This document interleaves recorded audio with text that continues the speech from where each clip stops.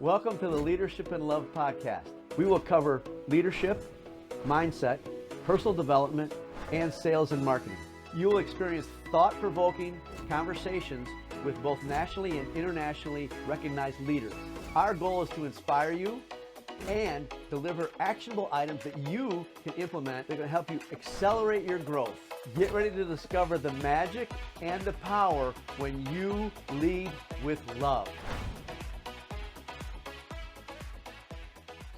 Welcome back, everybody, to another episode of Leadership and Love.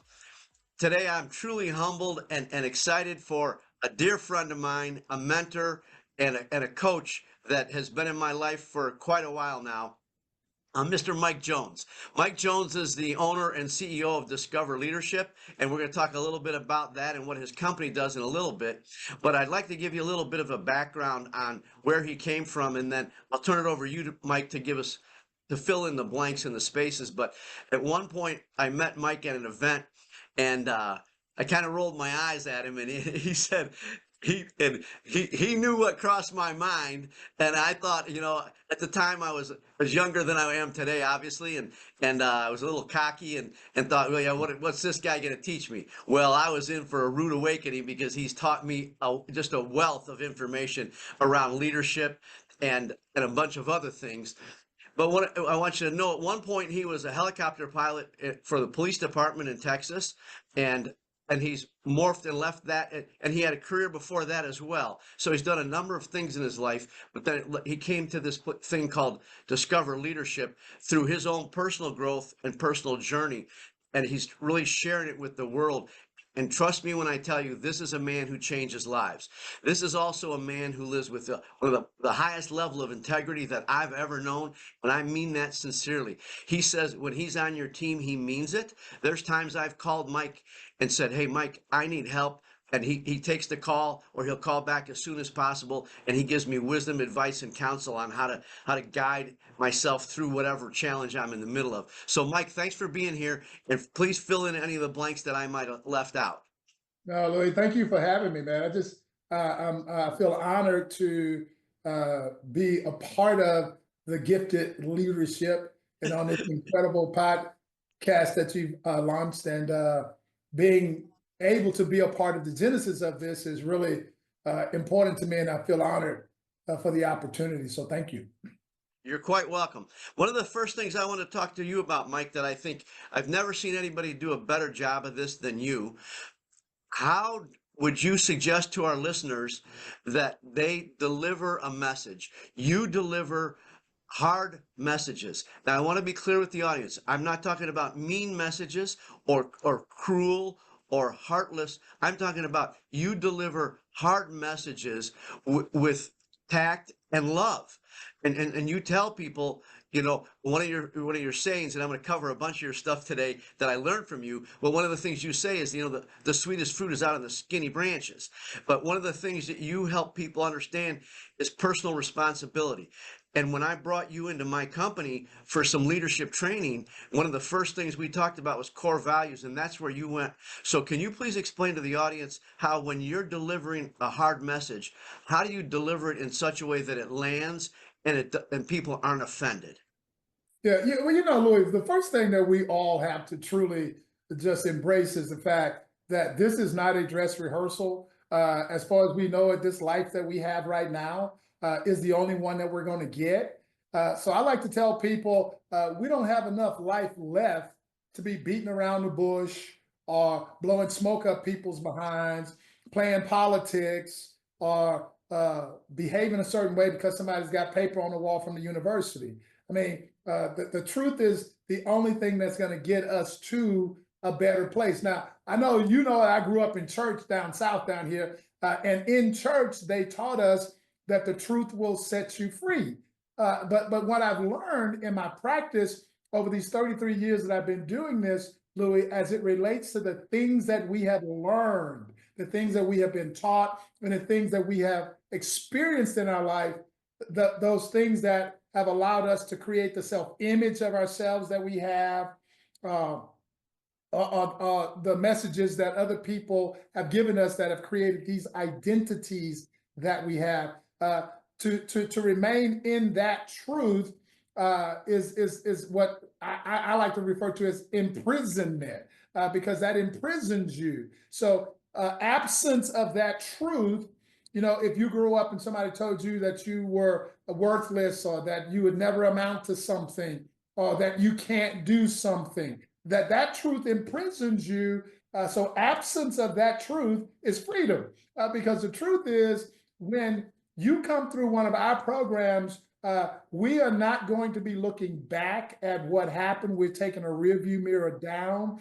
We're talking about what's available to you right now in the context of this conversation, which means everything is available to you. There is abundance in this universe, there is not scarcity. So, whatever you want, if you have the courage to step inside of it, it's available to you. And when you meet people like Louie Sharp, or you get a chance to come through Discover Leadership Training, and you have those types of people in your life, they are going to absolutely require you to step up to another level in order to be a part of that community. Absolutely get to the best version of yourself that's available. So for me, Lloyd, I learned a long time ago that the straightest path to something is straight to it, not going around it. So when I am communicating with people, I like to go right to the point. I don't care what your title is, how much paper you got on the wall from the university. Every last one of us occupies the largest room in the house, which is a room for improvement. So if you are open to some new possibilities of somebody talking to you about things that are in your blind spot that you may not even be able to see, then Mike Jones is your guy, because I don't have a problem going there with you. So. So for those of you listening, or who you could be watching as well. So Mike, and and trust me, you want to earmark this bad boy, copy and paste it, but you're going to listen to this thing over and over, because Mike's going to drop golden nuggets through our whole conversation. And Mike and I could talk about this for days. But a couple of things he just said, I want you to understand that everything that we've been told is a belief. And a belief is only a thought that you think over and over and over. And so I want you to grab what Mike said here, and I want you to challenge every thought that you think about yourself, because none of it's the truth. You get to pick what your truth is. Mike, you also touched on something, and I'd like you to go back for a minute, if you would, and talk about personal responsibility, because that's really the core of where you start your programs and your training to help people start to move the needle. Louis, I have 4 biological sons, and everything that I have ever done through my leadership training was absolutely tested on them. So they were my lab rats.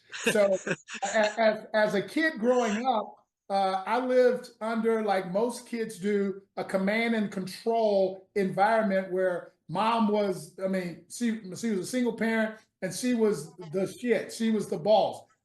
And if you question why she was asking you to do something, the only response that quite often you was going to get is because I said so. And what I learned through that process when I had children of my own was that I wanted to really put them on a journey to go from dependent to independent. And I knew that the one thing that they owned in this universe that, nobody could ever take away from them was their word.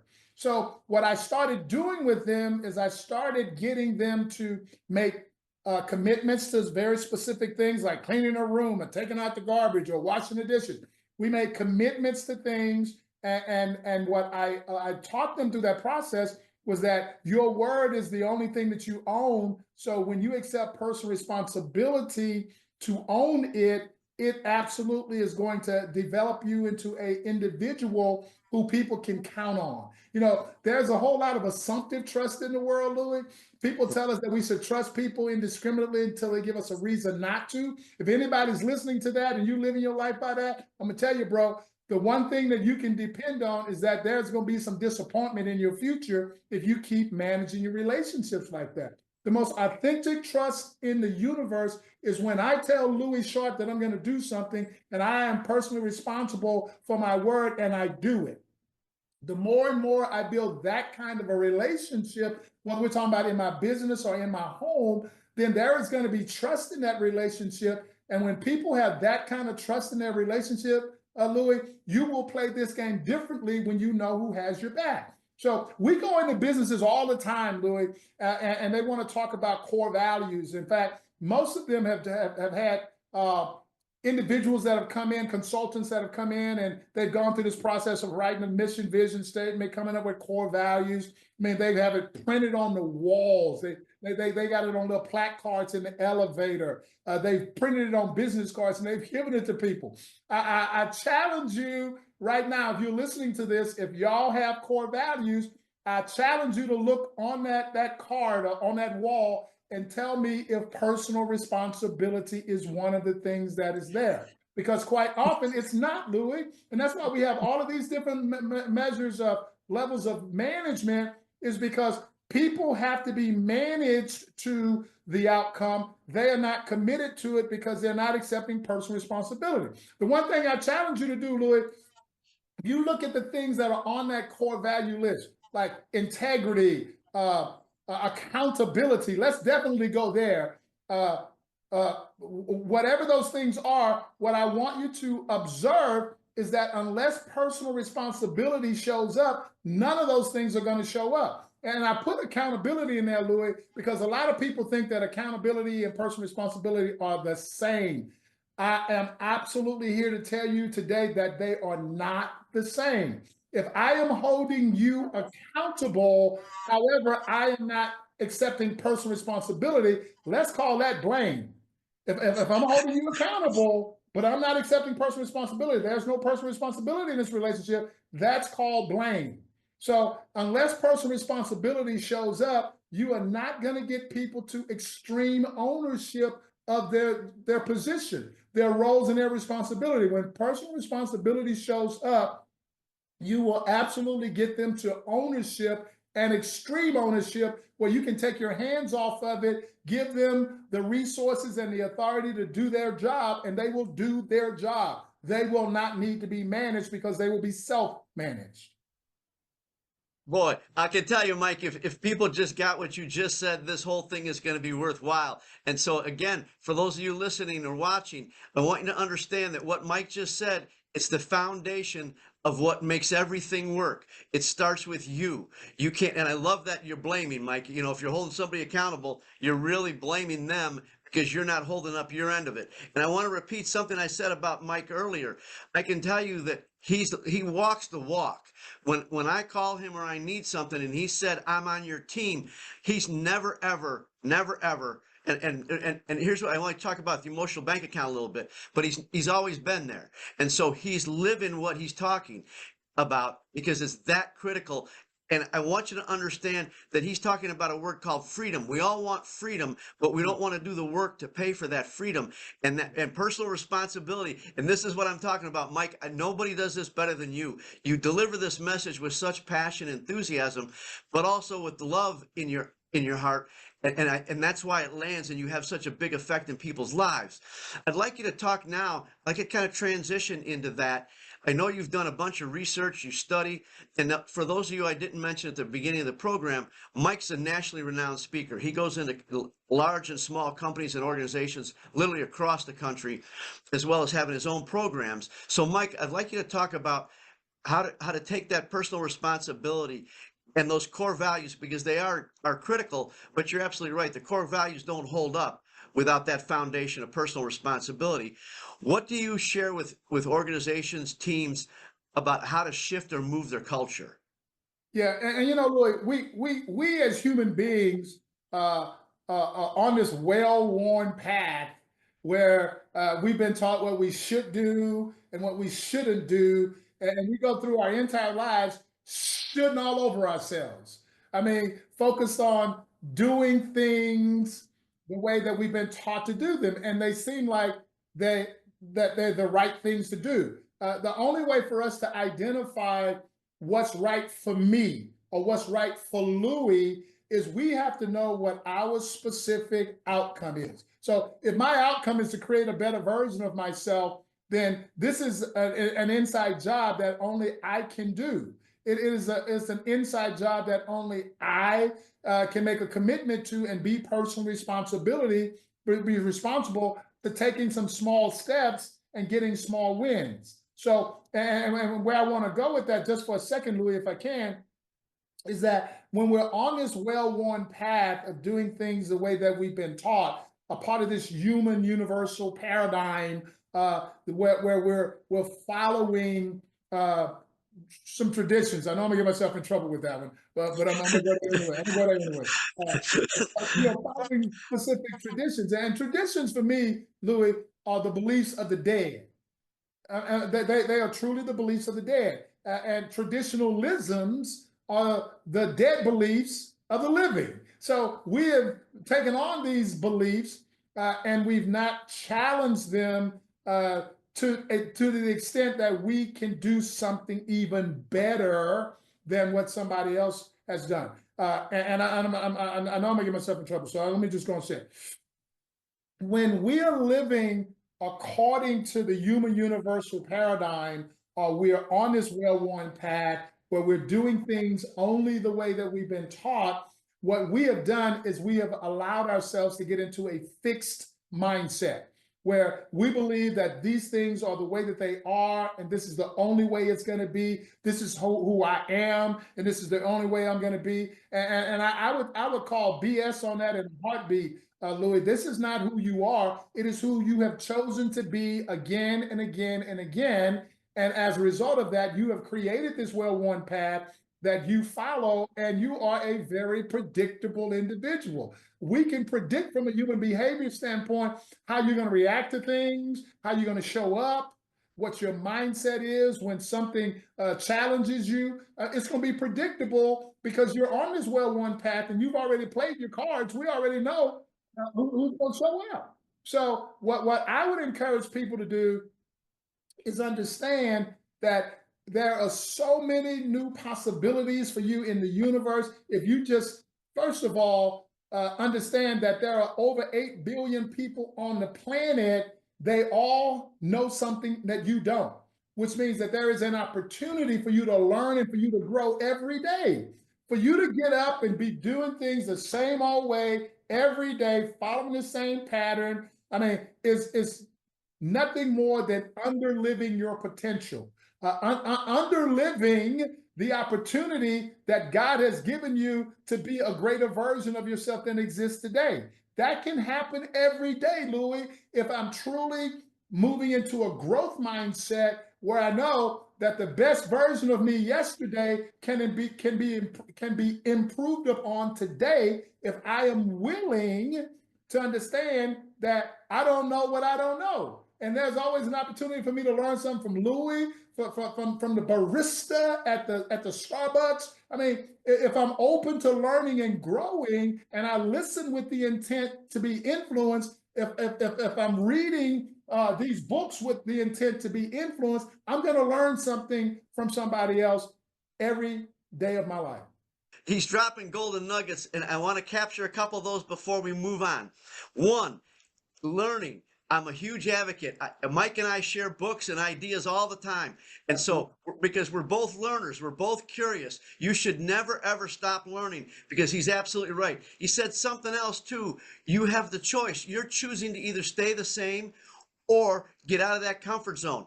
Another thing he touched on, Mike has, and I've learned a bunch of his acronyms from him over the years, but one of his acronyms is IFO. I focus on the outcome. And he created that himself, but I want you to understand he's talking about what's the outcome. That's the same as a goal. Where are you headed?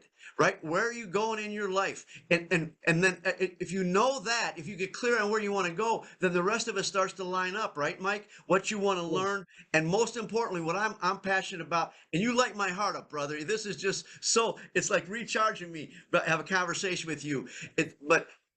When you know where you're going, what books to read becomes really easy, right? People ask me, what book should I read? I don't know. What are you focused on, right? Where are you headed? Well, who do you want to be? Who do you want to be? Because we get to be whoever we want to be. And that's the magic in that. So can you, again, I'd like to, I don't want to let go of this culture thing, because you're such a great, when you came into my company, it changed the game.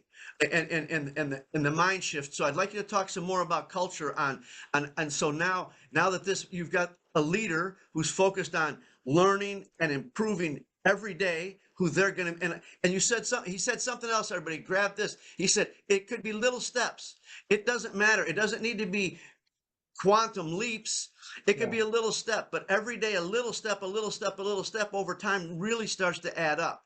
So, Mike, how do people transform that into the culture and shift it into the team? I'm passionate about this too, brother, because I want this to go out for families as much as organizations and teams and corporations, because you can't do it in one place and not do it someplace else. Absolutely, that's absolutely true. So, Louis, I got to say this because I mean, you teed this up really nicely. Unless I have an outcome, I don't know where I'm going. If I don't have my own North Star, then I'm playing based upon what's in the rearview mirror, what I've been taught. So let me just give you an example of that real quickly. If I don't have an outcome, any road will get me to where I'm going. I don't know where I don't have a specific destination. So when I have a outcome, I have a very specific role that's going to get me there. I'm going to know the appropriateness of my choices if I have an outcome. I don't even know what's positive and what's negative if I don't have an outcome. I'm only playing by historical data because everything in this universe, Louis, and I really want your listeners to get this, has a positive and a negative context. Everything in the universe has a positive and a negative context. However you have learned it and however you've experienced it, that's the way it's stored in your subconscious with a positive or negative frame around it. However, everything in this universe has a positive and a negative. So I don't even know the appropriateness of my choices. I don't know positive and negative unless I have a very specific outcome. So now that I know where I'm going, I know what choices are going to get me there. I know what books I can read that's going to help me get there. I know what people I want in my community to surround myself with. I mean, it allows me to be able to be very definitive about who I am, what I'm about, and what you can expect from me in the context of my outcome. So now let's get back to the small steps real quick.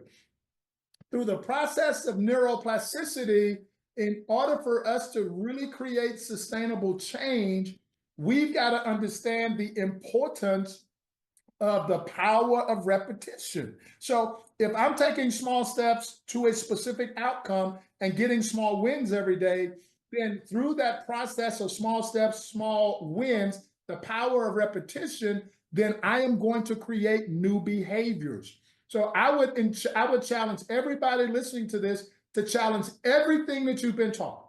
So I just want to throw this log on the fire real quick, Louis. So if I walk into my business or I walk into my home where my boys are concerned or my wife Susan, and I walk up to one of them, Louis, and I say to you, I want to give you some feedback. What they now have is a negative frame around a word that says, you're going to criticize me. So through the fight or flight mechanism, they are automatically going to be defensive and absolutely standoffish because of that one word. So let me throw another big log on the fire before I go where I'm going to go. Words create pictures, and those pictures create emotions, and then our energy and our action follow our thoughts. So if you look at the frame that is around the word feedback, it's a negative frame. It's going to create a negative picture, which now is going to put them in a negative space because their energy and their actions are going to follow their thought. Their thought is that's negative. Does that make sense so far, Louis? Yes, sir. I'm tracking with you. Okay, so now that we have an awareness around that one word that we could change from a negative context to a positive context, it's going to create a much different picture. It's going to create a much different outcome. It's going to create a much different energy between those two people. So I invented a word, and I've been using it a lot in the last 33 years, and I really wanted to catch on, Louis. I wanted to become a household word. I wanted to become a cultural foundation for people, and the word is feed forward. So when I'm now giving people feed forward, it changes everything. So the rearview mirror comes down. We're not going to talk about what went wrong or what I don't want from you. We're going to talk about what you need to do moving forward in order for you to be more successful. We're going to paint a picture of where I want you to go, not where you've been. People think, Louis, that if I tell you what you did wrong, then there's a good chance that you're not going to do that again. Well, if you tell me what I did wrong, boss, I still don't know what to do right. I need to interrupt you real quick. I want everybody to catch that. What he just said. Boss, you didn't give me, and he's talking about pictures. The brain works in pictures. If I give you the word elephant, and thanks for letting me interrupt you, Mike, because this is flipping. This is the gold mine, brother. This is the vein, right? You're right there. You got hair up back of my neck standing up, man. We got this thing going on. But our brain works in pictures, and so if you're giving somebody feedback, you're showing the picture of what was behind you. Mike's rear view mirror theory, tear that bad boy off and throw it away. But their picture that you're continuing to reinforce is the negative that happened behind them. You've got to show them the picture of what that outcome is. Where do you want them to go? Give them, I'm sorry to interrupt you, but go on. No, I no, couldn't let that's that one beautiful, go bro. by. That's beautiful, man. And that's exactly what I'm just committed to do, man. I am focused and committed to changing the world, Louis. And it starts with you and me. I mean, I can just do it two people at a time. That's perfectly okay because every one of those individuals are going to touch somebody else. I want to focus on doing it two people at a time, you and me. So whoever's listening to this, if they benefit from it, that's great. But right now, this is just about you and me right now, mano a mano, one on one. So now that I am communicating what I want them to do, what I want you to observe when you embrace this is that it's going to speed up the transaction. It's going to develop more receptivity in the relationship. They're going to be willing to take more risk. So they're going to be more innovative. They're going to be more resilient when we start managing people like this and managing ourselves like this as well, Louis. So rather than me focusing on what went wrong, if I now can get my mind to shift 180 degrees and focus on what's going right, first of all, I can celebrate that, and I should. But I'm for a high five, baby, and I should. And in addition to that, I am now going to be in a much different energy moving forward. That's going to be a positive energy than over here licking my wounds in a negative energy based upon the fact that I did something wrong and I got beat up for it. Again, man, you're on fire, Mike. So again, listeners, there's a couple of things I want to make sure you catch this, what Mike's talking about. One is he's talked about choices. The other thing he said is every choice you make is going to either lead to a negative or a positive. And I love to tell people there's no fence straddling, right, Mike? You can't stand in the middle of the road thinking it's going to be okay because you're not doing anything, No. right? It's going to go one way or the other. But you're making these choices that are positive or negative. And I want to touch on something else that Mike just said that's really near and dear to my heart. We all have the power to change the world. We all do. And it's not some monumentous thing. It's every day with your interaction with people. And Mike, you hit that nail on the head. And I want to share with the audience, to this day, I still use Feed Forward. As a matter of fact, I sent out an email, Mike, and you're on that email that I sent out today, asking people to help me with the podcast and get it out. And I asked them for Feed Forward. And this is what I want all the listeners, I want you all to grasp this. I believe we're not supposed to know the full impact of our downstream. Mike, you've impacted literally tens of thousands of lives. And Mike said something that I think every leader needs to realize. If you only impact one person, you have no idea how many lives they touch.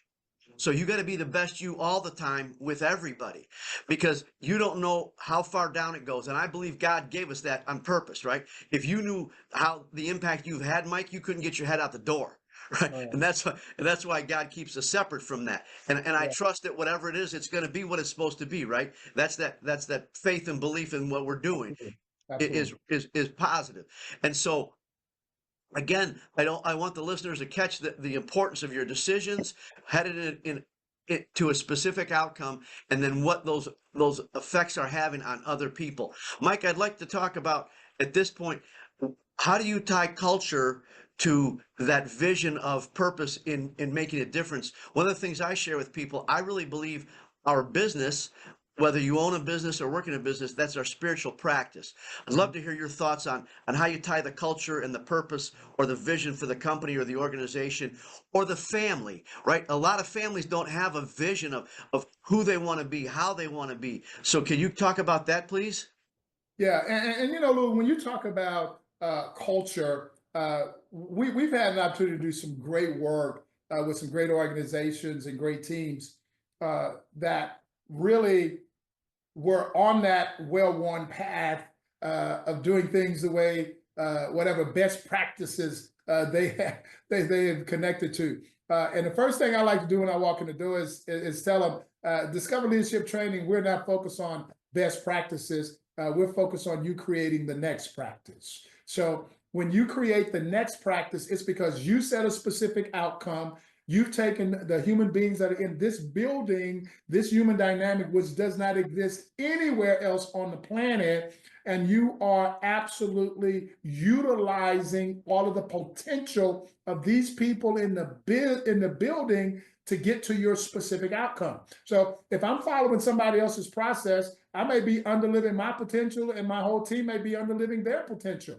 If we now create the outcome that we want, whether it seems lofty or not is not what's important. What's important over the course of time is how they play the game.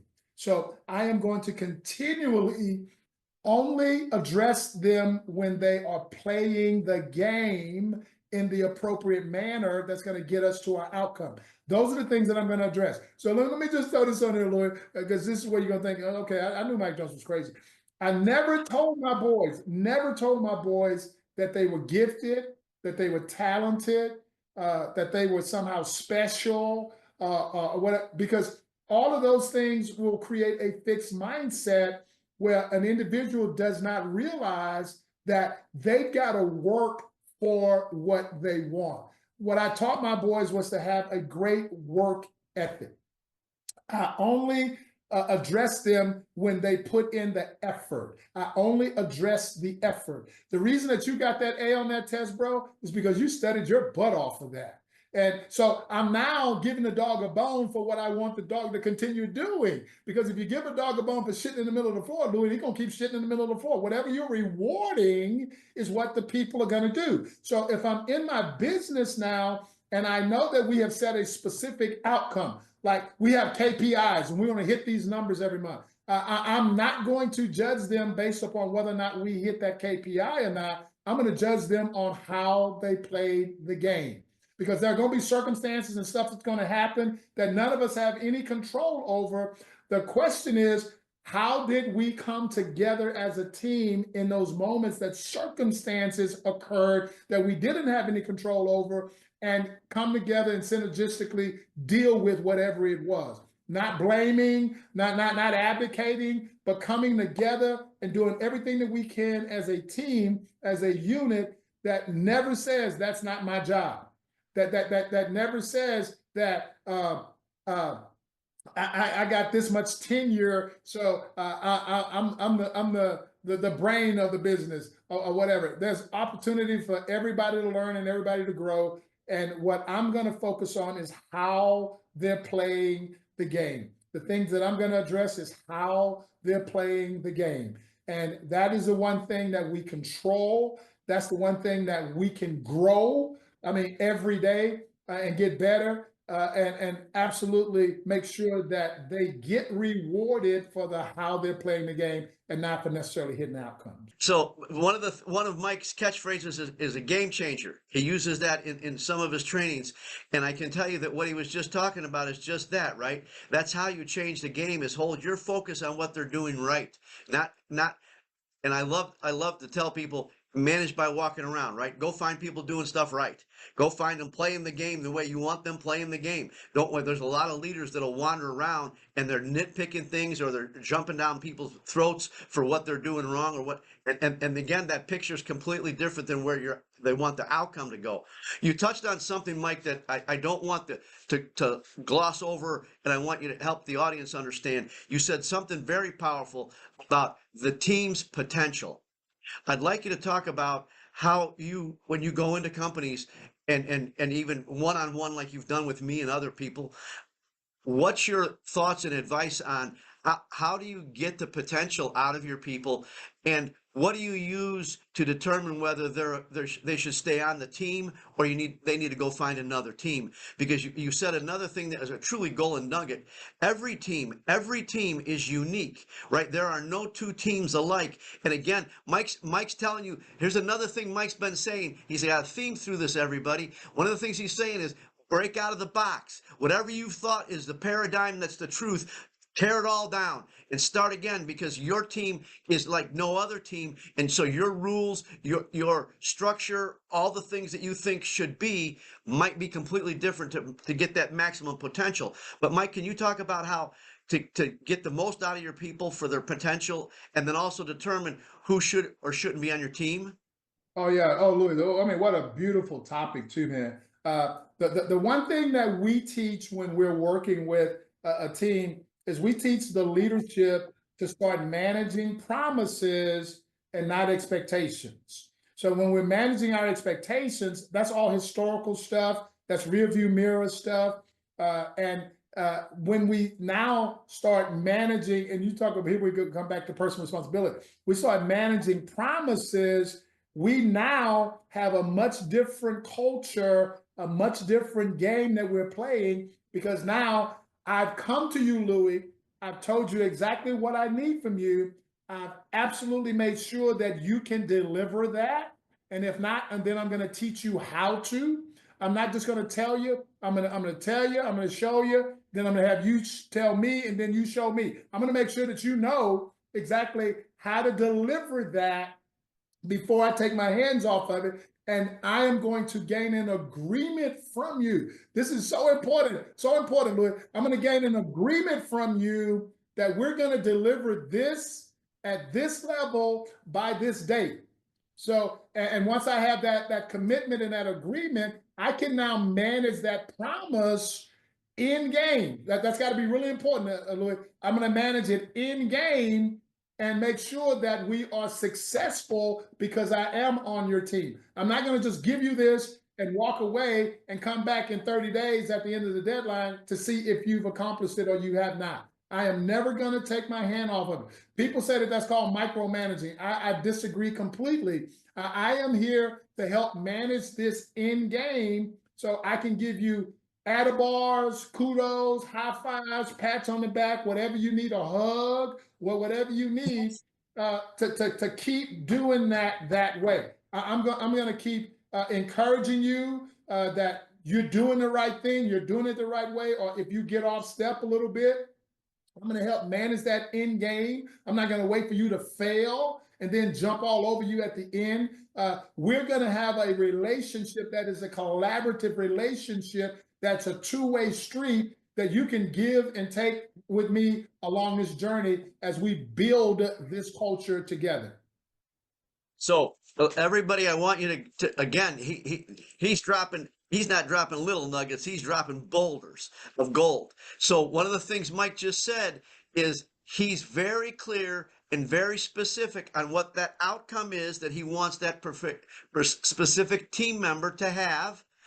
And then before he holds them accountable, he's training them, teaching them, coaching them, mentoring them, all the things good leaders do to get them to. And then he said something very important. They tell him back how to do it, and they show him. So he's got clear understanding. There's no breakdown in that communication. It's crystal clear what the outcome, the FOMO, right? What am I focusing on? And then he trains that to agreement, because once you have agreement, then you know that you can kind of take your hands off the wheel enough to audit or monitor them, because you're right, Mike, you don't walk away, you don't lead by dropping it on them and then walking away thinking it's just all going to be magic and it's all going to go down the way you want it to. I think that, and again, I want everybody to know Mike has modeled this in my relationship with him for, I don't know how long we've known each other, Mike, maybe a decade at this point, but and I'm telling you, in 10 years, he has not failed. He has not failed to answer the phone or call me back and hold that up. And that's those promises he's talking about. And again, he keeps bringing back to personal responsibility. Mike, I'd like to go a little bit further. Can you talk about, at some point, now that you've done this training, you've got somebody that you can hold accountable, but you're walking the path with them, right? I love that now that picture comes to my mind. You're walking the path with them. At what point, how do you coach and mentor leaders? At what point do you decide, they need to move to another team? It is not a good fit for our team. Right, and and I love the question. And I'm sorry I didn't address it a moment ago. But Louis, when you are managing individuals by promises and not by expectations, what ultimately happens is it speeds up the transaction for you to know if this is the right person on my team or not, because you're going to be able to definitively see that this person has integrity with themselves or they don't have integrity with themselves. So if I'm building a culture based on trust, and I know that if I'm managing my promise, at some point I'm going to be able to allow that person to be completely autonomous from me and not have to check on them at all, because we're going to have built a trusting relationship that we know that they're going to play full out every day, that they're going to deliver at a high level every day, and I no longer need to give attention or energy to that particular person. I can now go and do something else with that time that I got back, because I now know. I'm not assuming. I know that this person is the right person for my team based upon how they played the game. And I can easily determine who's not a good fit for that based on how they're playing the game. So if they've made promises to me, they've been shown exactly how things need to be done at the level that they need to be done. However, they refuse to do things at that level, then they are definitely not going to be a good fit for my team. I love that. And I've heard the analogy. I love your thoughts on it. As soon as it crosses your mind that they're not a good fit, you should let them go. Do you agree with that? Absolutely. Absolutely. Absolutely. I was just talking to a leader yesterday, Louis, that I said, I've been coaching you to cut ties with this person for about 6 months now. And soon as you do it, you're going to say, I wish I had done that sooner. And that's exactly what he said yesterday. I wish I had listened to you. I wish I had done that sooner. Now I got a bigger mess to clean up than I would have had 6 months ago. And I love what you said. As soon as it crosses your mind that this is not a good fit for my team, it's not a good fit for your team, and you need to do something about it. One of the things, I was in an organization when I would go into networking chapters, and one of the things that blew me away, Mike, was, and I like you to speak to this because I'm sure you've had much more experience than I have, but it was unbelievable to me how one bad apple, one person in a chapter of 15, 20, 30 winners they could suck that whole chapter down. Could you talk about that a little bit and why it's so important to get that apple out sooner than later? Absolutely. So Louis, you right in my wheelhouse right now, because I know we all grew up playing sports and people taught us that there's no I in team. One of the things that we teach at Discover Leadership Training is that there is absolutely an I in team, because every person matters. Every person is going to affect this culture, this environment, this family, or whatever the case may be, either positively or negatively. There is absolutely no neutral in the context of this. So for me to have my team at work performing and producing the optimal outcome, then everybody's got to be on board and doing their job. It would only take one of them, Louis, to be that bad apple or not performing at that same high level for us to now have sum total, SUMTOTAL. So if we want optimal, everybody's got to be accepting personal responsibility to be the I in team, to deliver at the quality and at the speed and whatever that we have agreed upon. It would only take one of them in order to throw a wrench in that for us to end up with sum total and not optimal. Only one. Yeah, I love that, Mike, and it's really powerful because I think people tolerate, especially in the market today. I don't understand why, but they tolerate things because they think, well, I can't replace this person. You can't afford not to replace that person, right? They could suck the rest of the team down faster than you can whistle Dixie, and then and like the leader you were just coaching, then you got a real mess on your hands because. And here's the thing that and I like you to talk about this a little bit too, because and again, we could do this for hours, but I'd like you to talk about the what does it do to the team when you let that one bad apple stray off of our core values, off of personal responsibility? What happens? Yeah. So one of the things that you're doing as a leader when you allow that, Louis, is you are damaging the trust as it relates to this team. You are also setting a precedence that it's okay to operate at this level and still have a job and still get paid. And that allowing that in the culture is going to bring the quality of the whole thing down because now you have now given other people permission to behave in the exact same way. You cannot confront them if you're not going to confront that. The more you confront that, what I have learned over time, Louis, it brings the level of trust up. It brings the level of receptivity and synergy up on the team because they now know that this is not going to be tolerated in this culture. We only are going to play based upon our promises. And when that culture is one that is being managed by promises and not expectations, you are absolutely going to see people behave way differently than they are normally in the traditional environment. So this is really rich, Mike. So that leads me to another question. So I would love to hear your thoughts and advice to leaders on how do they have that hard conversation. A lot of people are afraid of confrontation, or to your point earlier, when you if you were to say something like, and you mentioned this before we started recording about constructive criticism, right? But how do you coach people on how to have those difficult conversations and confront the issue to stop that and not tolerate it right now? Yeah. And Louis, when you are managing promises versus expectations, when you have a culture that is focused on giving people feed forward in game, there really are no tough conversations because you've now developed relationship that has trust in it that whatever conversation needs to happen is going to happen and is not going to be a whole lot of negativity involved in it, if any. But the one thing that what we really got to sell here, though, Louis, is that when I'm giving people feed forward consistently, they are now going to be seeking out my observation. They're going to be seeking out my commentary. They're going to be seeking out. They're not going to be running from it. They're not going to be hiding it. They see me show up because I'm a command and control leader. They put their heads down. They don't want to hear anything from me. But when I now am the leader who's walking around here catching people doing things right rather than catching them doing things wrong, then they are going to be more receptive to everything that I have to say. And those tough conversations are no longer tough conversations. They are just normal conversations in the context of this.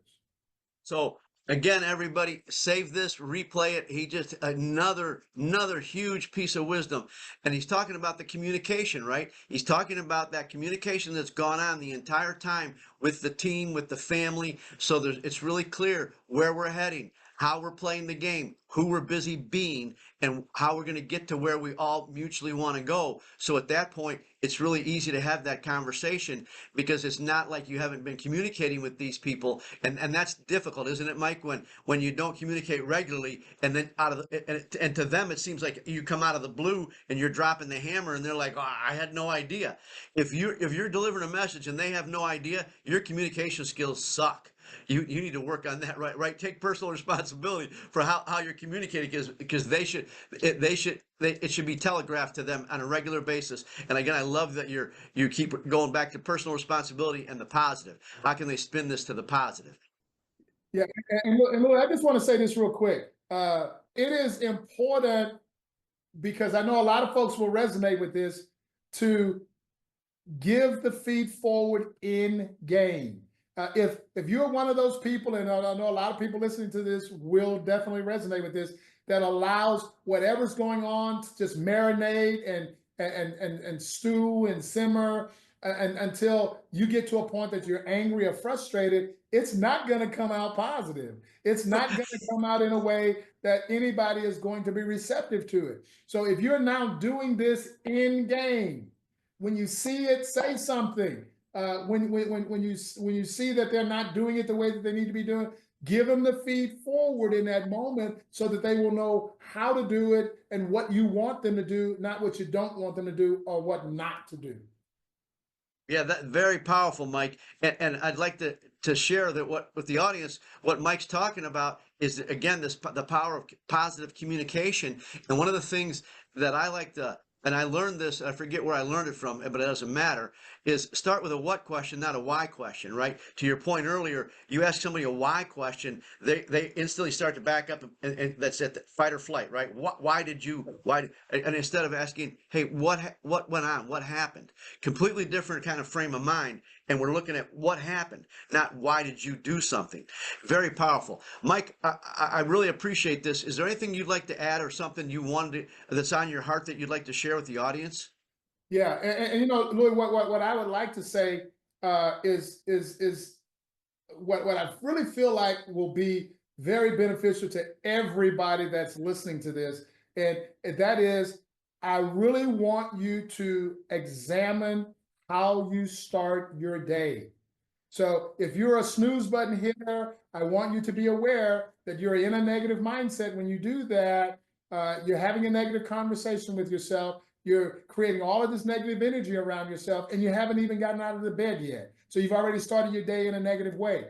Those of y'all that are multiple snooze button hitters, oh my God, think about how much negativity you've created for yourself and you haven't even gotten out of your bed yet. So I like to suggest to people that they take their phone or their alarm clock and move it across the room. Because we're not talking about motivation anymore, Louis. We're talking about self-discipline. I say the more and more you build that self-discipline muscle, you'll be motivated to continue doing whatever it is that you need to do.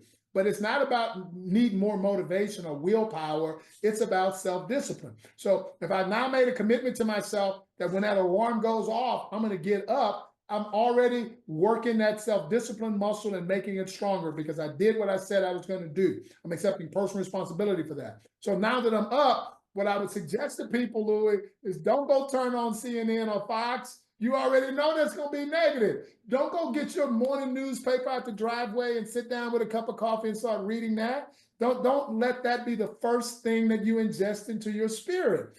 So like Louis does, and I know he does it because we talk about this, is the second thing that I want you to do once you get up is read something positive. I mean, there are millions of websites out there on the internet that have positive inspirational messages, or you can send us a message at Discover Leadership Training. We'll send you one of our books that has 365 positive messages in, but read something positive. Start your day by reading something positive. For those of y'all that are really spiritual people, if that's your Bible, whatever, just make a commitment to read something positive. And then once you have started your day like that, I want you to observe the difference that it makes for your entire day and everything that you got to deal with all day long. Mike, I love that. So that leads me, I brought my book today, Okay. 365 Powerful Messages. And I want people that are watching, you can see that this thing's dog-eared. I'm actually on my fourth time through it. So this is a year of positive messages. This is a book Mike wrote. And not only is it, and Mike, this just occurred to me literally in the moment, but I have my card from Okay. Discover Leadership. That's my bookmark in your book. And That's and all. for those of you that can't see it, again, this is a God moment. The hair on the back of my neck stand up, but it says, "I am worthy." And then I read this: "I am worthy. I choose to believe in myself. I matter in everything that I do, and I'm committed to love and respect myself. I will create a better version of myself. I am worthy." And I Thanks. read that when I read your page for the day. And so what he's talking about is very powerful, and it's as simple as getting a book. Now, Mike, before I want people to know how to be able to get in touch with you, but I'd like to publicly right now thank you because this just came up to me in the moment. And it touches me. I'm sorry. It moves my heart, brother. I would not be doing this podcast had I not gone through Discover Leadership. I mean that. And that light just went off right now. I went through those fear. Am I good enough? Who the hell am I to be leading a podcast? Who am I to talk about love? Who am I to talk about leadership? But and to your point, I got out of that. I let those beliefs go and thought I'm going to go do this. And I just took those little steps and bam, here we are. But I can tell you that the impetus of that came from the 4 days I spent with you for Discover Leadership. And so I'd love for you to tell people now. And now I want to be clear. Mike's got a program called Discover Leadership, and the only way that you can get in is to be nominated. He doesn't take every chucklehead off the street. And one of the reasons why he doesn't is because you have to commit. You have a conversation, even after you're nominated, you have a conversation with Mr. Mike Jones himself, because he wants to know how committed you are to making a change in your life, to live in the life of your dreams, to focus on your outcomes, to be the best version of you. So, and his success rate is very high because he's got a screening process that only takes the people that really want to change the game changers. So I'm going to tell everybody listening in the audience, if you'd like to get into Discover Leadership, reach out to me personally and I will nominate you to Mike Jones personally. And Mike Jones and I have both a professional and personal relationship, but I will nominate you personally to get into Discover Leadership, because otherwise you can't get in. You can contact Mike for books, have him come to speak at your organization or an event, but he will not let you into Discover Leadership without a nomination. And trust me, I love him, and it's people that have gone through it, my team members, other people, friends that I've known. Mike Anderson, a mutual friend of ours, refers tons of people in the collision industry. But again, if you want that nomination, please reach out to me. I'll be happy to make that happen. But Mike, how can people get a hold of you, and what are some of the other things that you offer that you can help them with? Yeah, for sure, Louis. They can contact us through the website at discoverleadership.com.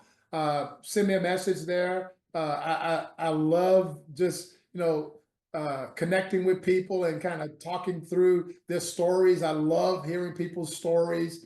We will offer coaching to people that are graduates of our program and people that aren't. I mean, so if they need anything from us, we know that there's like 8 billion people on the planet. We're not going to touch every last one of them, but we want to touch as many of them as we possibly can.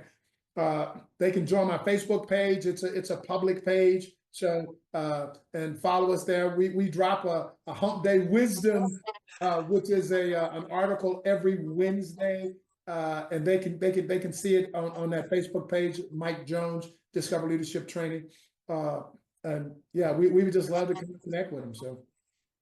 Well, Mike, thank you very much. I'd highly recommend that you reach out to Mike. As you can hear and see easily, he's just a wealth of wisdom and knowledge. And I can tell you that Mike Jones is living what he's talking about, because we didn't preemphasize this with any specific questions. We let it be organic, and it went where it went. So these are the kind of people you want to seek out in your life that will help you change your life. And trust me when I tell you, Mike Jones is a man that does that every day. So Mike, I love you, brother. Thanks for taking the time, and what a true joy. And I'd like to invite you in the future. We'll do this again, because we just, you're like the iceberg, right? We just hit the tip of your iceberg, brother. Underneath the water, there's a whole mass of stuff you still know. Absolutely, man. Thank you, Louis, for allowing me to do this. I'm honored, humbled by your friendship and your love. And I love you. I love you as well, my brother. Absolutely. Thanks again for joining us and listening to this episode of Leadership and Love. I would like to challenge you to ask yourself, what's one thing that you heard today that you can implement immediately to improve your leadership and accelerate your growth? If you've gotten value out of this episode or learned something that you can implement today, we'd ask that you please share it with those that you care about.